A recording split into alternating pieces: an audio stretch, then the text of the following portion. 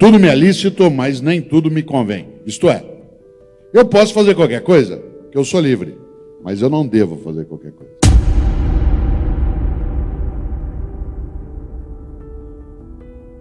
Não há escolha sem perda.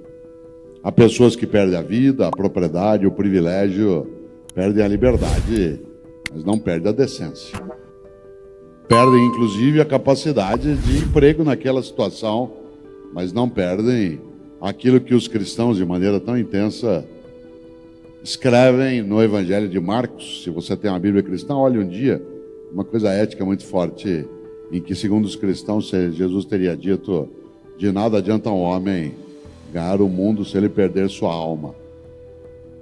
E a alma, claro, aí não é alma só no sentido religioso do termo, mas é perder a tua decência, tua identidade. E por isso, uma das coisas, Afonso, que a gente entende como corretas é fazer boas escolhas. E para fazê-las, claro, uma das coisas que auxilia é refletir sobre as escolhas que fazemos. Nesta hora, a literatura nos ajuda bastante. Você tem muitas obras que são absolutamente inspiradoras para fazer pensar sobre nossas escolhas. São os grandes dilemas éticos, né? Dilemas éticos. Raskolnikov, seja lá o que for. Ou se você olha Irmãos Karamazov, por exemplo, né, quando a clássica frase, se Deus não existe, então tudo é permitido, isto é, que vínculo existe entre religião e valores éticos? Alguns diriam: tá vendo? O mundo está assim porque falta religião. Cautela, depende do tipo de religião e que tipo de caminho religioso se segue. Há momentos na história humana em que foi exatamente a religião que foi causadora de malefício. Portanto, não é algo tão automático. Como diz Guimarães Rosa, não convém fazer escândalo de começo. Só aos poucos que o escuro é claro. E no campo da ética, só aos poucos que o escuro é claro. Nós vivemos dilemas. Eu citei agora o Evangelho de Marcos, dos cristãos. Vocês sabem que os cristãos têm um grande pensador, aliás, um grande teólogo, que, como sabem, o cristianismo é uma religião sem teoria. Ele nasce sem teologia. O cristianismo é uma religião de prática que nasce sem teologia, isto é, sem um corpo teórico. O primeiro a construir um corpo teórico entre os cristãos será Paulo, um judeu chamado Saul, que depois vai ser chamado de Paulo. Paulo, sim, um homem que tem formação letrada, vai construir uma teologia para aquela prática de Jesus e seus seguidores. E ele a faz, essa teologia, por intermédio de cartas éticas, cartas, epístolas. Se você já leu alguma vez uma delas, cada uma é uma carta sobre ética a determinada comunidade.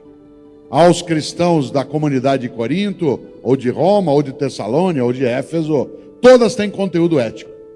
Todas, sem exceção. Aquela que eu mais gosto, Paulo escreveu 2 cartas ao povo de Corinto, e a que eu mais gosto, com perdão da palavra, a primeira carta aos Coríntios. Na primeira carta de Paulo aos Coríntios, há algo que é fortíssimo nisso que você chama de dilema. Paulo escreve isso no capítulo 6, versículo 12. Aliás, só uma curiosidade, como eu também sou da área de ciências da religião, uma coisa que algumas pessoas às vezes não sabem é que as cartas de Paulo, elas foram escritas antes dos evangelhos.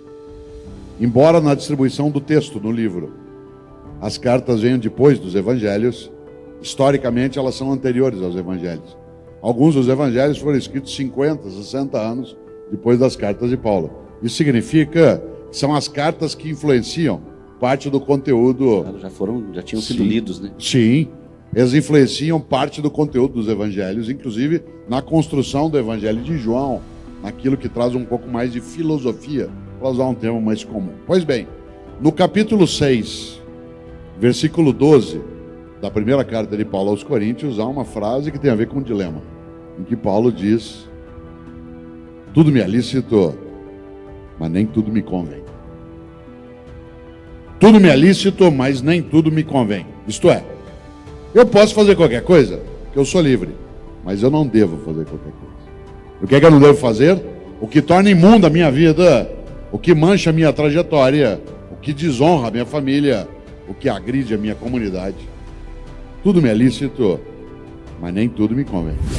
Agora, nós não somos imunes à fratura ética. Um outro animal até teria essa possibilidade. Nós humanos não. Nós somos livres. Aliás, para fazer o benefício e o malefício. E eu diria algo que eu acho que vale para nós. Pena de quem não tem dilemas. Porque talvez é porque não reflita.